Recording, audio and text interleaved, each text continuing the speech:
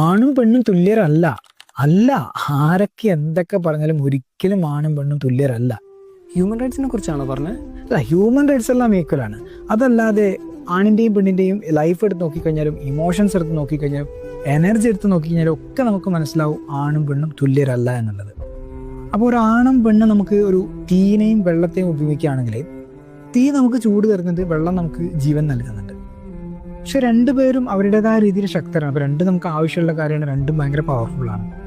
ഇപ്പോൾ ഒരാണ് പലപ്പോഴും സൈലൻ്റ് ആയിട്ടിരിക്കുന്നത് അത് അവൻ്റെ ഈഗോ, അതായത് അഹങ്കാരമല്ല, മറിച്ച് അവൻ്റെ വേദനകളിൽ നിന്നും അവൻ പ്രോസസ്സ് ചെയ്തുകൊണ്ടിരിക്കുകയാണ്. അതുപോലെ ഒരു പെൺകുട്ടി കൂടുതലായിട്ട് സംസാരിച്ചുകൊണ്ടിരിക്കുന്നുണ്ടെങ്കിൽ അതൊരിക്കലും അവളുടെ ഡ്രാമയല്ല, മറിച്ച് അവളുടെ വേദനകളെ പരിഹരിച്ചുകൊണ്ടിരിക്കുക, ഹീൽ ചെയ്തുകൊണ്ടിരിക്കുകയാണ്. സമൂഹം നിങ്ങൾ തുല്യരാകൂ എന്ന് പറഞ്ഞുകൊണ്ടിരിക്കുന്നുണ്ടെങ്കിലും പ്രകൃതി നമ്മളെ സൃഷ്ടിച്ചിട്ടുള്ളത് ഒരിക്കലും തുല്യരായിട്ടല്ല, മറിച്ച് അനുയോജ്യരായിട്ടാണ് സൃഷ്ടിച്ചിട്ടുള്ളത്. തുല്യരെന്ന് പറഞ്ഞാൽ ഒരേപോലെ എന്നല്ല ഒരിക്കലും അർത്ഥം.